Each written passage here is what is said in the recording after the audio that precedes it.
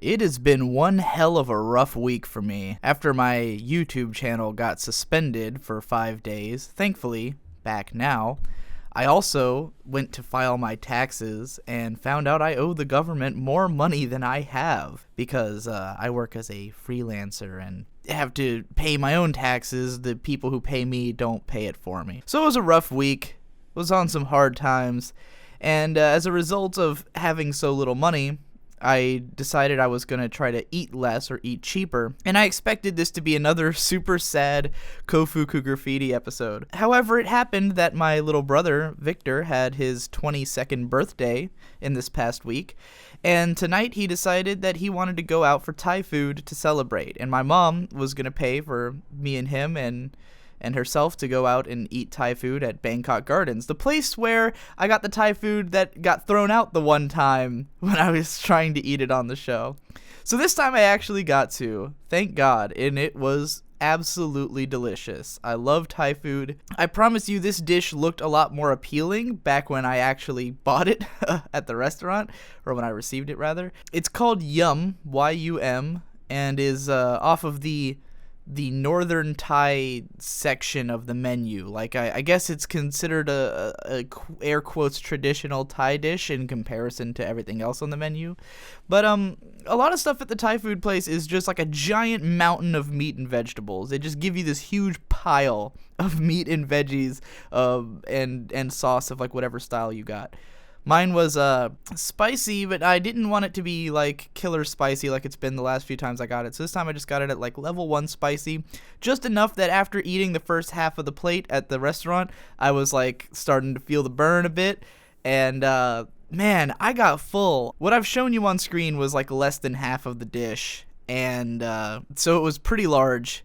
And I got full off of it pretty easily. That's why I had so much, which is cool, because then I got to take it home and eat it while watching Koufuku Graffiti. Everything on this plate was absolutely delicious, even hours later. Meat is cooked perfectly, super succulent. I love whatever sauces they use. I love the stuff they use to make it spicy. It's like this granular little like chili pieces kind of thing. It's super delicious. All the vegetables are delicious. I also ate this other stuff like my mom's leftovers. I don't know exactly what it was. I think it was some kind of bean sprouts, but I normally don't like bean sprouts, but whatever it was also delicious. Everything from there is delicious. I've been there 3 times. Everything I've had has been the best thing ever. Love Thai food. Love that I got to eat this. Got to eat something legit for once. In fact, I was so involved with eating my food for the first half of this episode that I really wasn't paying attention. I was just like completely absorbed in eating this Thai food, which thankfully Koufuku Graffiti is not a show you need to pay attention to, which is why I do this show anyways. But I will say that I'm very glad that the production values have picked up again since episode 3.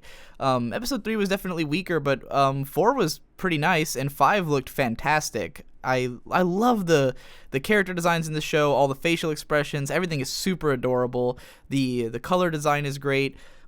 It's a blast to watch. It feels really good. It actually feels better than most Shaft shows because it manages to do the weird stuff without going so out there that it feels like it's in your face, like it's shoving it, in your face, which I don't mind too much in shows like Hidamari Sketch. It's one of my favorite shows, and in that case, it was obvious that they just had no money to put into it, so they had to make every shot super weird because it's like really cheaply made. This show feels like it has an impressive budget behind it, or an impressive amount of people working on it compared to earlier Shaft shows. It feels like Shaft have pulled themselves out of the obscurity ghetto finally, and are able to make shows that are, of a little bit more high quality. I definitely have a lot of fun watching these characters, wearing my Yuri goggles at all times, of course. And more than ever, I feel like I can watch this entire show. At first, when I first started doing these videos, I was feeling like it was just going to be a show I'd watch 1 or 2 episodes and then forget about, and that probably would have been the case if I wasn't still doing these videos because it's so much fun to eat and watch the show at the same time. But I really do just love the aesthetic so much that I could see rewatching this show. I could see, like, getting a download of it and having it around forever because it's very easy to watch and relaxing, and the kind of show that somehow the whole eating with the show just fits so perfectly in a way that it doesn't with other shows. Like, at some point, earlier this week, I tried to do one of these videos. I was just eating like something, I don't know. I don't even remember. But I tried to do one with the show, and the episode was not subtitled yet. So I went and watched the first episode of Lucky Star instead, which is also a discussion about food.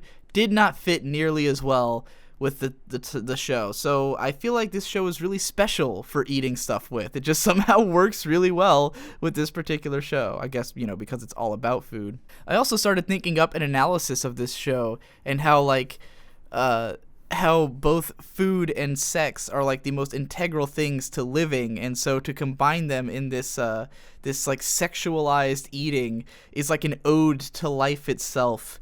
I could expand on this and make a whole video out of it, and I'm considering doing it, though it'll be a lot like my no comb and nihilism video. No one will have any idea what to say in response to it.